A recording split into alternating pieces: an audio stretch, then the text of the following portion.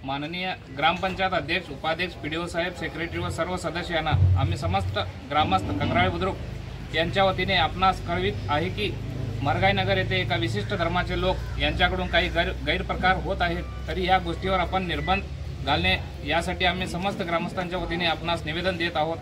तरी यावर लवकरात लवकर तोडगा काढावा ही विनंती।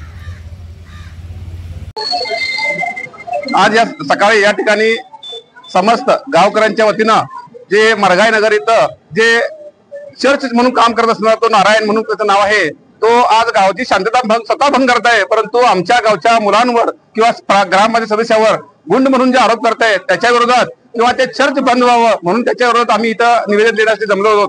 आणि आज ग्रामपंचायत हद्दीमध्ये ग्रामपंचायत अध्यक्ष उपाध्यक्ष सर्व सदस्यांना आम्ही निवेदन देत आहोत की जे चर्च म्हणून नोंद आहे, येशू आधार संस्था या नावाने ते घर नोंद आहे, ते घर तो स्वतः सांगतोय की घर आहे म्हणून, परंतु तिथे तो संस्था चालवतोय। 2020 पासून चाललेलं प्रकरण आहे आणि 2020 मध्ये त्यानं जे पत्र्याचं घर होतं ते काही कारणास्तव ते थोडस मोठं झालं होतं, परंतु तो स्वतः येऊन पंचायतीमध्ये माफी मागून गेला की हे घर आहे आणि आम्ही इथं काही तशा प्रकारचे प्रार्थना किंवा धर्मांतर करण्याचं कुठलंही आम्ही काम करत नाही असं सांगून तो पंचायतकडे माफी मागून गेला होता। परंतु परत पंचायतला सांगून त्यानं 4 वर्षानंतर तेच परत घर व्यवस्थित करून स्लॅब घालून आज तो व्यवस्थित घरात राहत असताना सुद्धा परत त्या प्रकारे अशा अनेक धर्मांतर करण्याचे किंवा प्रार्थना करून गावची शांतता भंग करण्याचे प्रयत्न तो करत आहे। परंतु तो उलट आमच्या विरोध, आमच्या गावच्या मुलांविरुद्ध किंवा पंचायत सदस्याविरुद्ध गुंड असे शब्द वापरून तो आमची गावची शांतता भंग करत आहे। त्यासाठी आम्ही निवेदन त्या शहरातील प्रमुख काही आमचे कार्यकर्ते, काही सदस्य असतील, गावडेसाहेब असतील किंवा इतर सर्व पदाधिकारी या ठिकाणी आले होते आणि सर्वांच्या वतीनं सर्वानुमते ते निवेदन आम्ही पंचायतला दिलेले आहेत।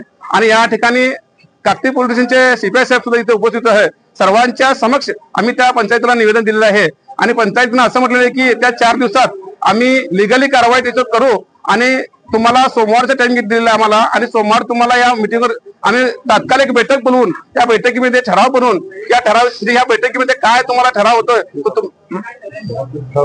तुमच्यापर्यंत पोहोचवत असं आम्हाला बोललेलं आहे। आणि आम्ही आता 4 वर्ष शांततेने सहन केलं जावं, परत 4 दिवस आम्ही त्यांना मुदत दिलेली आहे। येत्या सोमवारी पंचायतीने आम्हाला कळवा असेल तर सांगितलं। 4 दिवसात जर काय म्हणण्याप्रमाणे हे दिलेले निर्णय काय असेल आम्ही सांगितल्याप्रमाणे आम्ही 4 दिवसामध्ये त्यांना कधी जर आम्हाला लिगली कारवाई किंवा काही त्याच्यावर तडजोड व्यवस्था केली नाही तर आम्ही आमच्या पद्धतीनं, आणि गावडे साहेबांनी सांगितलेलं आहे की या शहराच्या बाजूबाजूला किंवा गावात ज्या संघटना काम करत आहेत त्यांना आम्ही चांगल्या पद्धतीनं प्रतिनिधी स्पष्ट सांगितलेलं आहे।